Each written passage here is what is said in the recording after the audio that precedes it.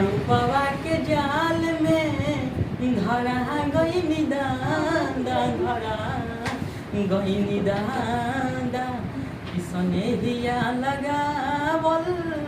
बहुत बात नहीं खे सनेहिया लगावल बहुत बात नहीं खे नजरिया चुरावल बहुत बात होला ना कवनो हाट ना बजरिया से होला